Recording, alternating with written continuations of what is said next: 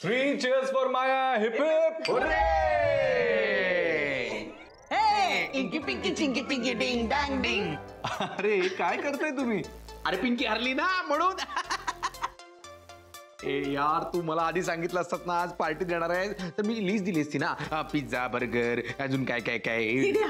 खरंच पण जावई बापू आमच्यासाठी ही सरप्राईज पार्टी होती. हा नाही, आजचा अख्खा दिवसच माझ्यासाठी सरप्राईज आहे आणि हे शक्य झालंय फक्त आणि फक्त मायामुळे.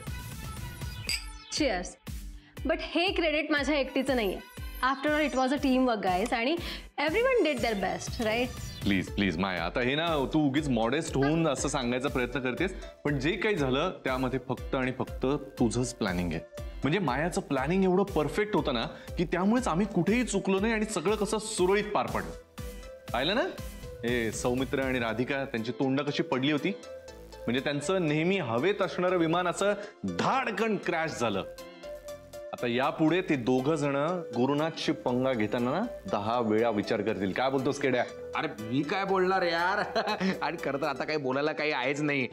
आता ना मला खायचंय. एक तर खूप दिवसांनंतर तुझ्या घरी काहीतरी खायला मिळतंय. आधी ते inky pinky chinky pinky ding dang डिंग. हे जे काही तुम्ही करताय ना ते सतत करायची सवय ठेवा, कारण आता हे सेलिब्रेशन सतत होणार आहेत. सतत. बरं आपण इथे सेलिब्रेशन करतोय खरं, बट शनाया कुठे आहे? तिला पण बोलव ना. काय हो, कुठे आहे लेक तुमची? आतमध्ये असेल. बघतो मी बघतो. थांबा. हिला पण शिकवून देऊ ते आपण inky pinky chinky pinky ding dang डिंग. इंकी पिंकी मला नाही ये ना शना, काय झालं काय तुला? Shanu baby enjoy the party. ये मग मला नाही करायचं एन्जॉय, मला जाऊ दे ना प्लीज. शनाया थांब ना, काय झालं? हे बघ आम्हाला माहिती आहे सगळ्यांनाच हा मोठा शॉक होता, तुलाही होता. आता जिला एवढे दिवस आपण एक मुलगी मानतोय ती मुलगी नसून एक पुरुष आहे हे कळल्यानंतर शॉक तर बसणारच ना. So it's okay. आता जे झालं ते झालं, पण काय का तू स्वतःला तर फार स्मार्ट समजत होतीस, आजकाल खूप हुशारही झाली होतीस. मग तुझ्या कसं नाही लक्षात आलं का? जरा गप्प बसतोस का तू? हे शनाया तू गप्प बस, कळलं ना? आणि ते डोक्यातून खूळ काढून टाक स्वतःच्या. मी कोणीतरी मोठी होऊन दाखवणार आहे, मला माझा शोच करायचा आहे, हे करायची काही गरज नाहीये. माणसानं आपली पायरी ओळखून वागायचं असतं. आपली जी कुवत आहे ना तिथेच राहायचं, कळलं? शनू बेबी मला वाटतं जावई बापू बरोबर बोलतायत. हा ते सगळे सोडून देत. हा आपण आता पार्टी एन्जॉय करूया. मला नाही करायची पार्टी एन्जॉय, मला जाऊ दे ना ग. अरे यार असं काय करते यार शनाया. हे बघ ही गॅरीची पार्टी नाही माझी पार्टी आहे असं समज. तसंही माझा धंदा आजकाल जोरदार चाललाय चड्डी बनियांचा. हो, आणि आता आमचंही नशीब जोरदार धावणार आहे. मीन्स माया म्हणजे आज जे काही झालंय त्यामुळे ऑफकोर्स एसबी ग्रुप ऑफ कंपनीची बदनामी होणार. म्हणजे हे अर्थात वाईटच आहे, बट एक चांगली गोष्ट घडणार आहे. राधिकाला सीईओच्या पोस्टचा राजीनामा द्यावा लागणार आहे. आणि ते झालं की आता नवीन सीईओ माया होणार. एक्झॅक्टली. आणि तू माझ्या जागी senior manager. Oh my God, इतकं सगळं होणार आहे. शनू बेबी आता जावई बापूंना प्रमोशन मिळतंय तर मला असं वाटतं हे सगळं विसरून आपण एन्जॉय केलं पाहिजे ना. Correct correct. ही गरज नाहीये ग. Shanaya it's okay. हे बघ काय पार्टी म्हणल्यानंतर कुणीतरी पार्टी देणारा असतो, कुणीतरी सतत पार्टी घेणारा असतो. आता तू आणि म्हणजे तुम्ही नेहमीच सतत पार्ट्या घेतच होता तर आता ठीक आहे ना, असतं असं काही. घे ना पार्टी, एन्जॉय कर तू पण. एवढं सगळं बोलून दाखवायची काही गरज नाहीये. तसंही तुमच्या फालतू पार्टीमध्ये मला काही इंटरेस्ट नाहीये. अगं शनू बेबी एक मिनिट जावई बापू, तुम्ही ते पार्टी बद्दल जे काय बोललात ना ते मस्करीत बोलला असेल ना तर ठीक आहे, पण खरं खरं बोलला असेल तर म्हणजे कसं बोललात तुम्ही?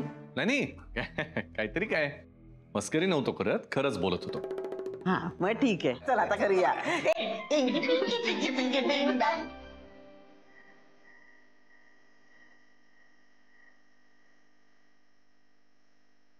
जेनी झोपली का?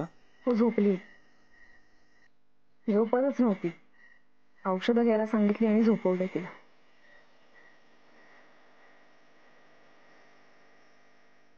सौमित्र, बोल ना काहीतरी.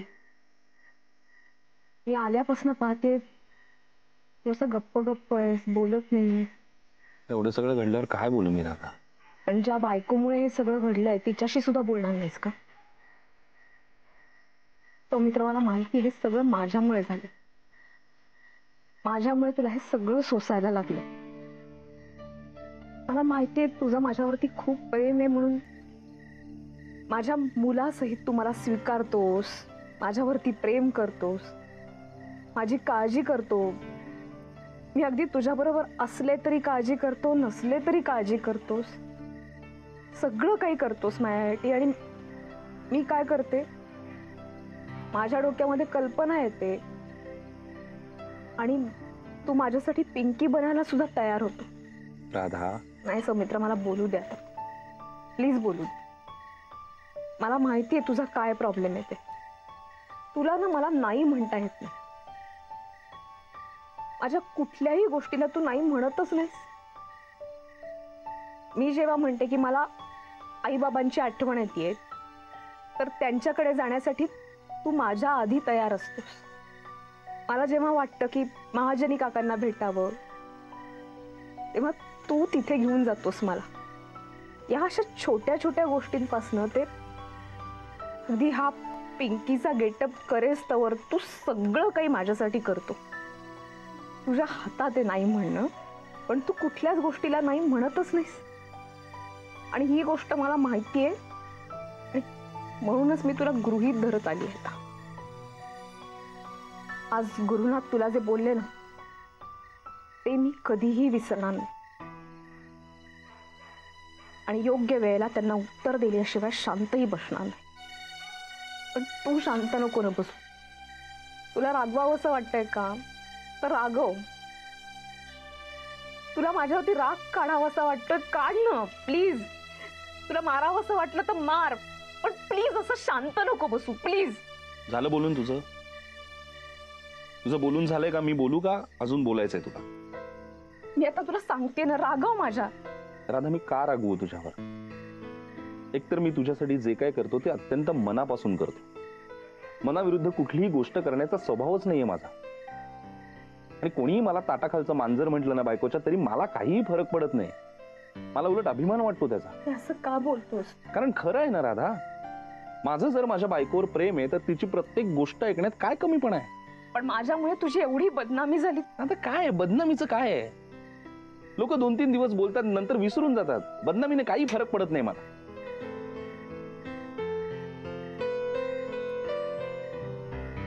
एका गोष्टीचं मला खरंच खूप वाईट वाटलंय राधा.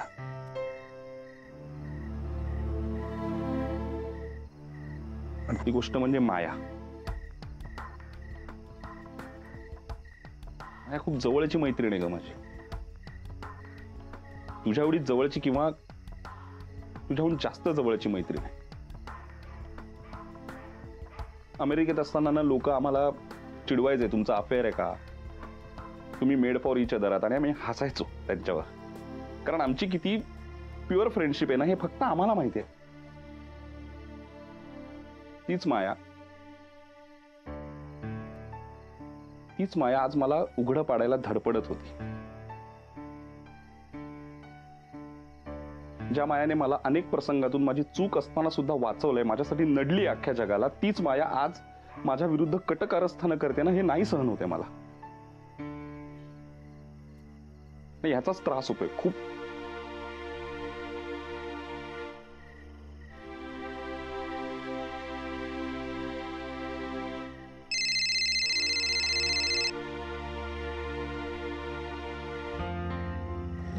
नाही नको, राहू दे. नाही घे, फोन घे. कोणाचा? शन्याचा फोन आहे. बोल शन्या. राहायचं तर काय करायचं आपण? काय करायचं म्हणजे? अगं इकडे ना हे सगळेजण सेलिब्रेट करतात आणि मलाही सेलिब्रेट करायला सांगतात सोबत. असा राग येतोय ना सगळ्यांचा. ठीक आहे, पण तू उगा चिडचिड करू नकोस, मला काही बोलू नकोस, भांडण वगैरे करू नकोस. हा अगं पण ते उगाच मला पोक करण्याचा प्रयत्न करतायत ग, मला राग यावा म्हणून. परी तू शांत राहा. ठीक आहे, ट्राय करते मी. बरं एनिवे, सौमित्र आता कसा आहे? बरं आहे आता. अच्छा, बाजूलाच आहे का? त्याला देतेस प्लीज फोन. शनियाला तुझ्याशी बोलायचंय, बोलशील? काय ग हाय बोक्या, कसा आहेस? शनाया, शनाया बरं झालं तू फोन केलास. काल आपण गप्पा मारत असताना तू जी काही गोष्ट सांगितलीस ना, ती आता मला जास्त पटली. कोणती? तू म्हणालीस ना काल, गुरुनाथने राधिकाला सोडल्यानंतर राधिकाला काहीतरी बनवून दाखवा असं वाटलं.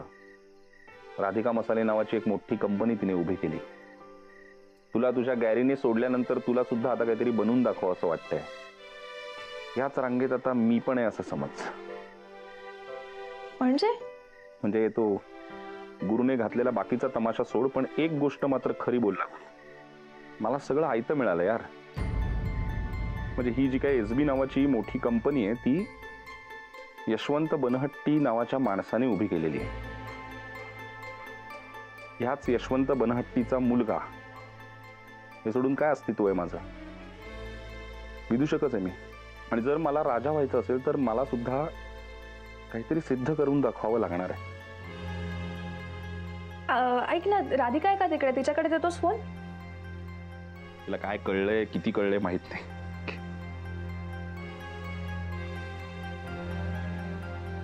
हा शन्या, ऐक ना, मी आत्ता तिथे येते. कशाला? आणि सांगणार काय घरी? हे बघ, हे बघ, उगीच काहीतरी. ते मी बघेन ग, तसं या लोकांना उत्तर द्यायची गरज नाहीये मला. तू काळजी नको करू, पण मी येते तिथे. शन्या, राणीनं छू म्हणताच तिच्या शब्दाखातर काय वाटेल ते करायला तयार होणारा सौमित्र बनहट्टीच त्या दिवशी पिंकी बनून आला होता.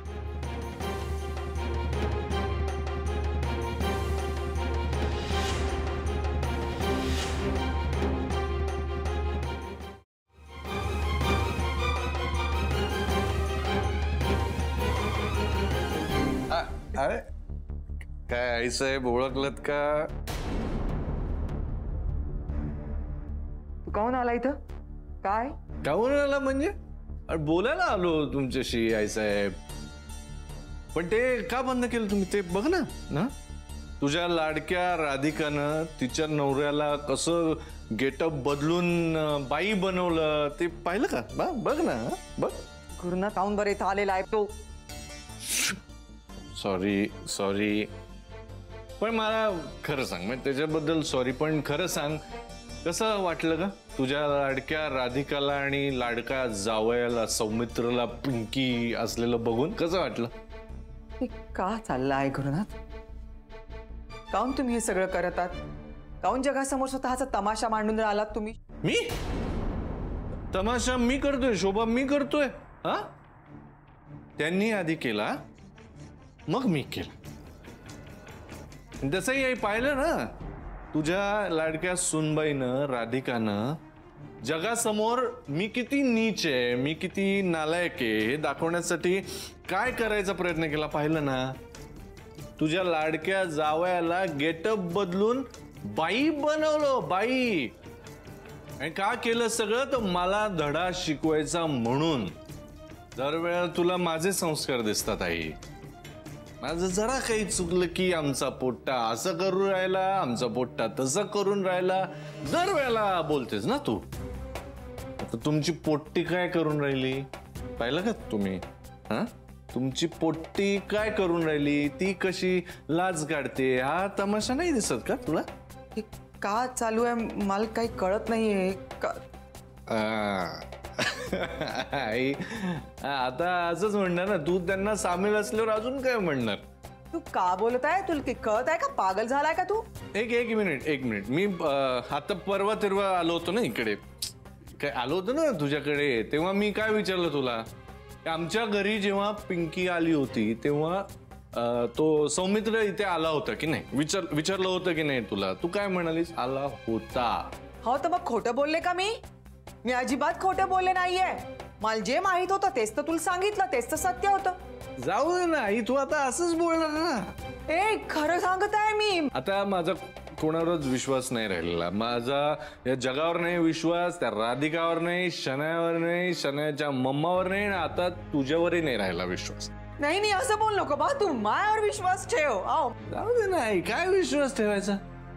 तुम्ही ठेवला विश्वास कधी? नाही ना. तुझा मुलगा असून तू कधी विश्वास नाही ठेवला माझ्यावरती. त्या राधिकावर आणि तिच्या त्या सौमित्रावर विश्वास ठेवला, पण माझ्यावर नाही ठेवला विश्वास. आज पाहिलं ना काय केलं त्यांनी. त्याच विश्वासाचा फायदा घेत आज चीप वागलेत सगळ्यांसमोर. पाहिलं ना. मी सगळ्यांसमोर उघडकीस आणलं ते. आई तो बघत असतो बरं का सगळं. देव सगळं बघत असतो आणि योग्य वेळेला तो बरोबर खरा चेहरा लोकांसमोर आणतो. आज मी तेच केलंय. यांचा तो जो काय मुखवटा होता ना, राधिकाचा, त्या सौमित्रचा, पिंकीचा मुखवटा, तो असा टराटरा फाडून सगळ्यांसमोर आणलाय मी. बघ आता. आणि बस तुझ्या संस्कारांना आणि तुझ्या आदर्शांना कुरवाळत. ओके. सॉरी ते जरा थोडं. Okay I.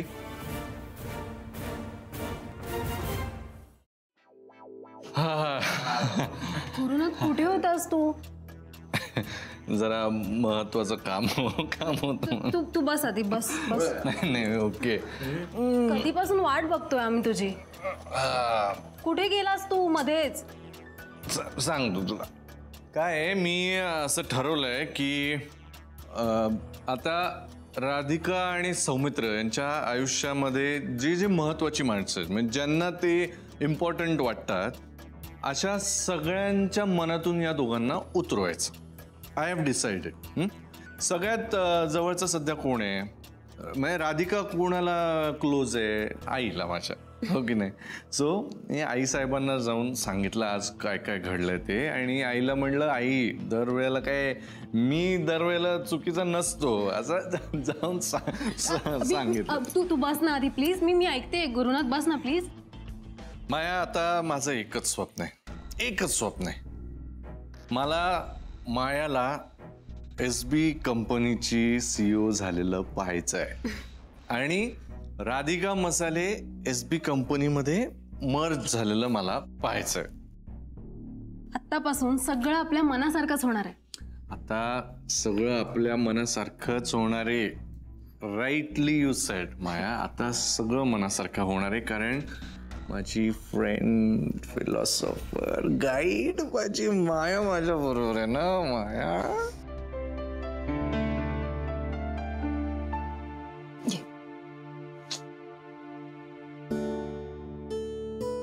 सौमित्र बास ना आता.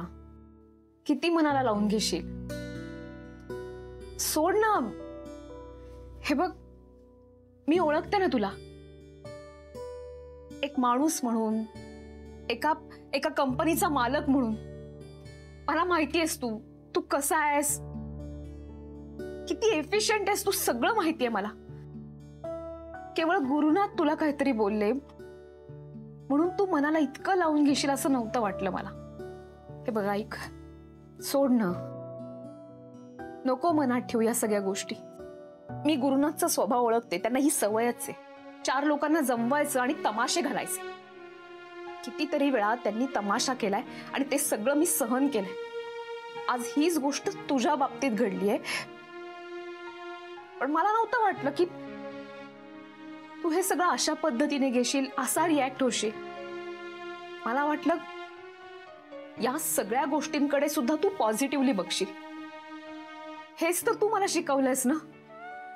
ऐक ना, काढून टाकणं डोक्यात नाही या सगळ्या गोष्टी.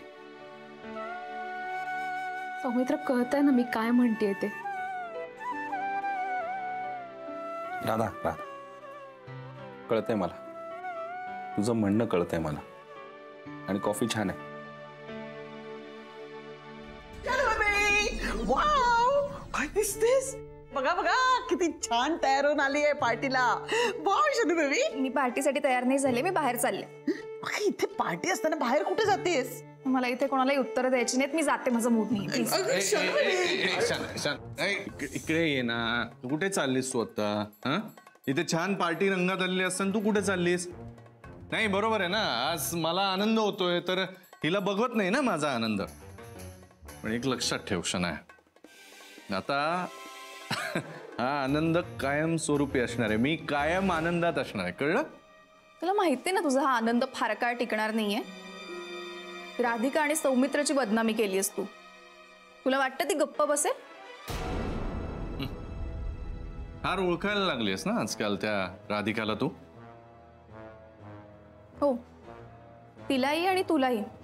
तुला कळतंय का, तू जेवढं तिचं लाईफ रुईन करतोस ना तेवढं तूच तिला इन्स्पिरेशन देतोस. शनाया प्लीज, मी तुला सांगतोय मी खुश आहे, आनंदात आहे, तर उगीच त्या राधिकाचं नाव मध्ये काढू नकोस. हा ओके, मला अजिबात ऐकायचं नाहीये.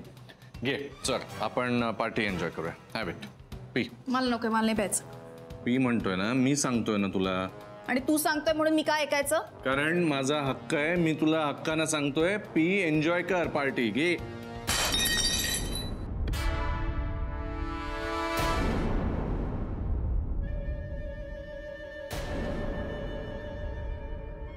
आणि यापुढे हक्क नक्की कोणावर गाजवायचा ना ते आधी ठरव तू.